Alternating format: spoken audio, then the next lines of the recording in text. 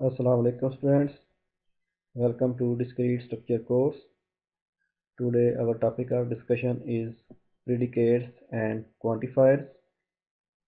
Basically, predicates and quantifiers किसी भी logical statement को जो कि इंग्लिश लैंग्वेज के अंदर लिखी गई हो उसे सिंबॉलिक फॉर्म के अंदर कन्वर्ट करने का तरीके हैं।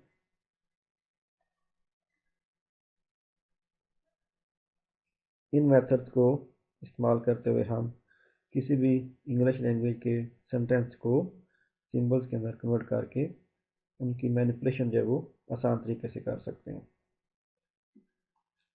तो पहले हम प्रेडिकेट्स को डिस्कस करते हैं कि प्रेडिकेट्स बेसिकली एक सेंटेंस होता है जिसके अंदर हमारे पास different kind of finite variables होंगे और इन वेरिएबल्स को जब हम कोई स्पेसिफिक वैल्यू असाइन कर देंगे तो ये सेंटेंस एक स्टेटमेंट या प्रोपोजिशन बन जाते हैं। जैसा कि आप एग्जांपल में देख रहे हैं कि हमारे पास पी ऑफ एक्स है जिसमें एक्स ग्रेटर देन 3 है।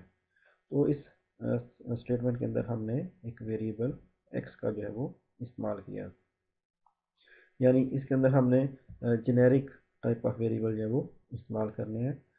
तो जैसे हम इन जेनेरिक वेरिएबल्स को कोई स्पेसिफिक वैल्यू असाइन करेंगे तो वो हमारा स्टेटमेंट या प्रोपोजिशन बन जाएगी। तो इन जेनेरिक वेरिएबल्स को हमने इंग्लिश लैंग्वेज से जो सेंटेंसेस हैं वहाँ से हमने इनको सिंबॉलिक फॉर्म के अंदर कन्वर्ट करना है।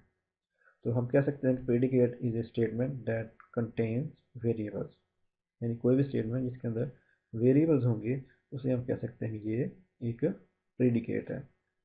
जैसे Q of x and Y है तो इसमें दो वेरिएबल्स हैं जो कि जेनेरिक वेरिएबल हैं, इनकी कोई वैल्यूज हमने असाइन नहीं की हुई और इसकी स्टेटमेंट है x is equal to Y plus three. इस तरह थ्री वेरिएबल्स का भी प्रेडिकेट है function R of x y z है जिसमें x plus y is equal to z है। तो यहाँ पर इन स्टेटमेंट्स के अंदर हमने कोई भी स्पेसिफिक वैल्यू जो है वो इन्हें असाइन नहीं की। तो ये जेनेरिक हमारे पास स्टेटमेंट्स हैं तो हम कह सकते हैं कि ये प्रेडिकेट्स हैं। अगर हम बात करें इन वेरिएबल्स की डोमेन के वाले से तो जितने भी सेट ऑफ वैल्यूज़ हम इन वेरिएबल्स को असाइन कर सकते हैं वो इनकी डोमेन कहलाएगी। फॉर एग्जांपल अगर हम कहते हैं कि हम इन वेरिएबल्स को न्यूमेरिक काइंड ऑफ डेटा जो है वो असाइन करना है तो जितने भी हमारे होल नंबर्स होंगे वो इनकी डोमेन कहलाएगी। इस तरह एरिया ऑफ द लॉजिक जो कि इन प्रेडिकेट्स और क्वांटिफायर के साथ डील करता है उसे हम प्रेडिकेट कैलकुलस कहते हैं। यानी यहाँ पे कैलकुलस की एक चैप्टर है या एक इसका एस्पेक्ट है जो कि इन प्रेडिकेट्स और क्वांटिफायर्स के साथ प्रोसेसिंग करता है, तो उस चैप्टर को हम प्रेडिकेट कैलकुलस कहते हैं। तो इस तरह से ये भी आपके मैथमेटिक्स का हिस्सा है। जी नेक्स्ट हम एक एग्जांपल डिस्कस करते हैं प्रेडिकेट्स के वाले से। एक सेंटेंस हमारे पास Aslam is a student at the university. तो हम डिनोट करते हैं पी को is a student at the university. इस सेंटेंस को हमने लेटर पी के साथ डिनोट किया है और इज़ ए स्टूडेंट एट को हमने क्यू के साथ डिनोट कर दिया है। तो ये दोनों पी और क्यू जो सिंबल्स हैं ये प्रेडिकेट सिंबल्स हैं जो कि इन सेंटेंस को रिप्रेजेंट कर रहे हैं।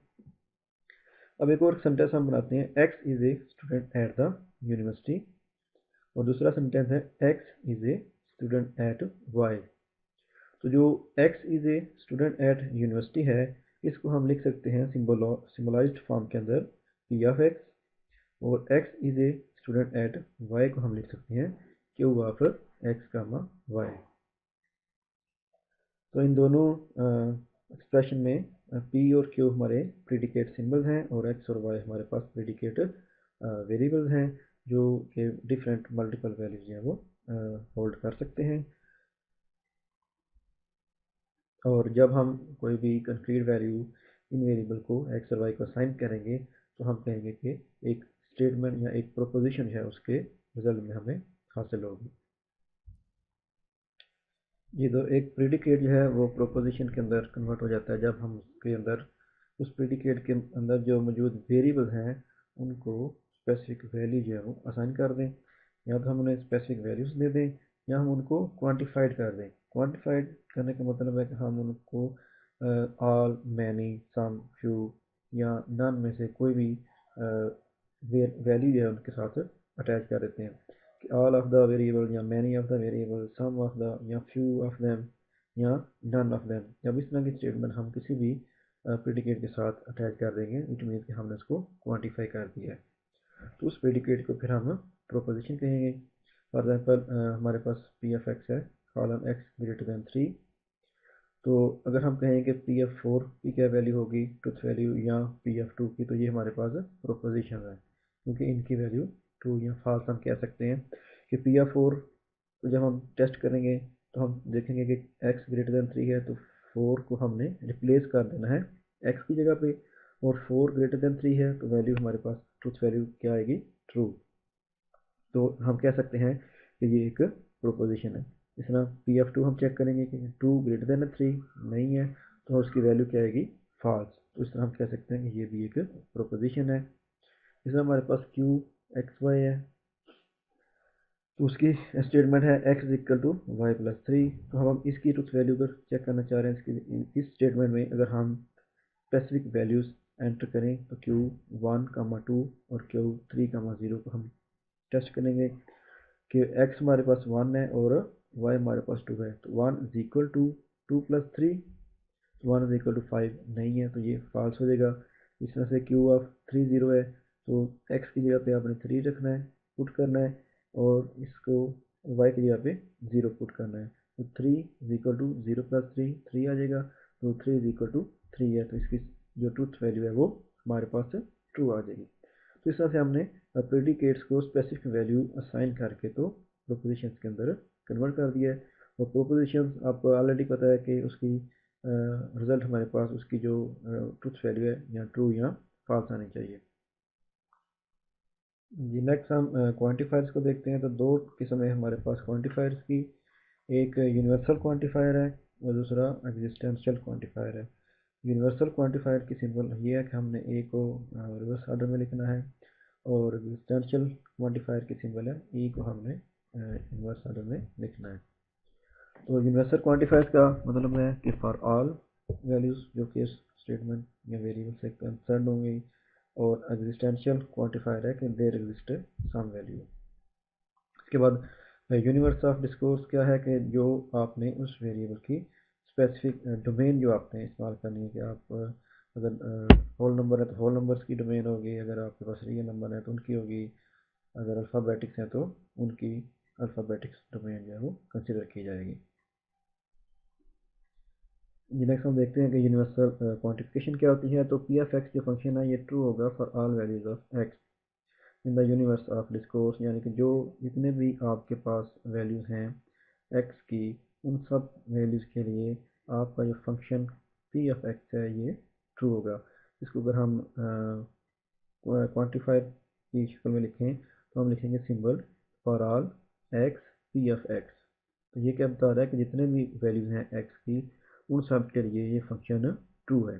For all x P F x जो है वो ट्रू है, या for every x P F x जो है ये ट्रू रिटर्न करेगा। तो इस स्टेटमेंट के अंदर हम वेरिएबल एक्स को बाउंड कर रहे हैं कि वो for all values of x जो है उसने हमेशा ट्रू ही रिटर्न करना है किसी भी प्रोपोजिशन के लिए। इसी तरह एग्जिस्टेंशियल क्वांटिफिकेशन है कि P F X is true for some X in the universe of discourse. इसको हम सिंबॉलिक फॉर्म में कैसे लिखेंगे कि there exist some value X, इसके लिए फंक्शन पी एफ एक्स जो है वो ट्रू है। For some X P F x जो है वो ट्रू रिटर्न करेगा। या हम कह सकते हैं there exist an x such that P F x जो है वो ट्रू है, या there is at least one x such that P F x जो है वो इसके लिए ट्रू वैल्यू जो है वो रिटर्न करेगा। तो ये एक्सटेंशियल क्वांटिफिकेशन है।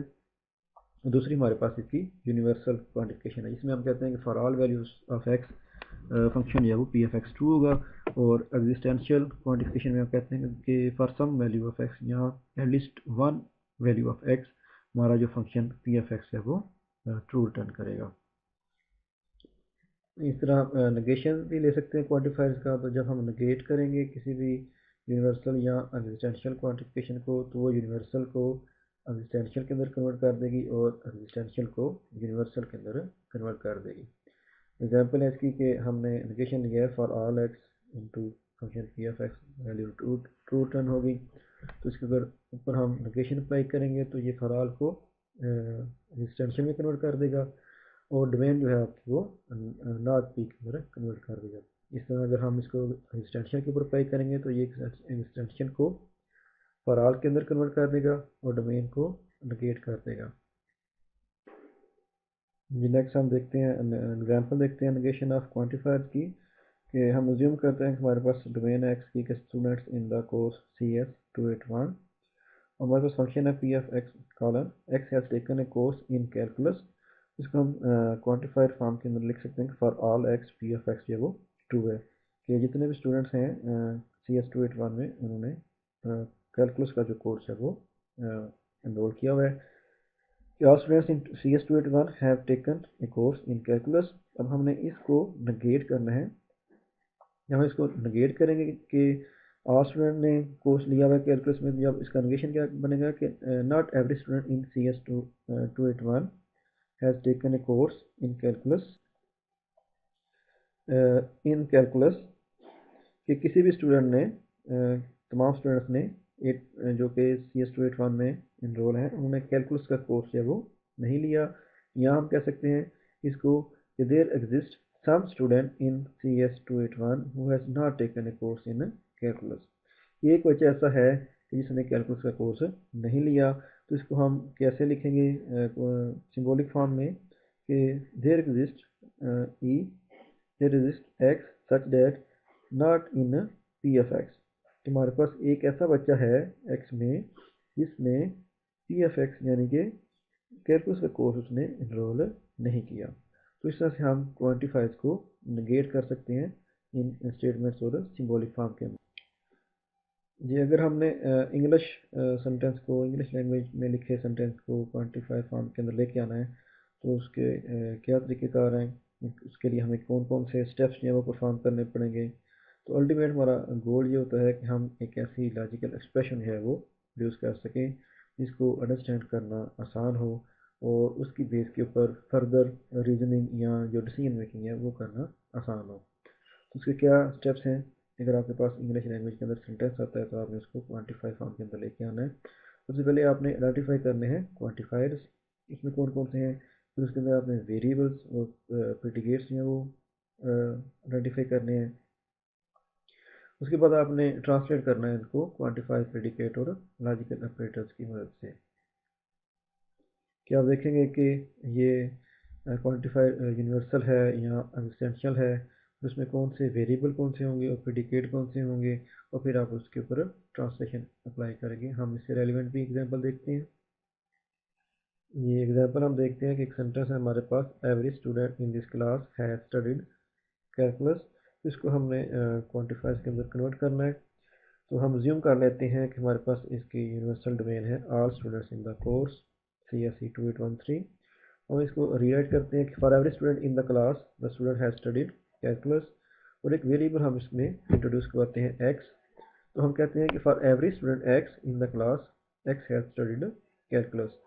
तो जब हम इस स्टूडेंट को रिप्लेस करेंगे एक्स हैज स्टडीड कैलकुलस, तो हम इसको रीराइट करेंगे कि फंक्शन सी ऑफ एक्स किसने कैलकुलस जो है वो रीड की हुई है, स्टडी की हुई है।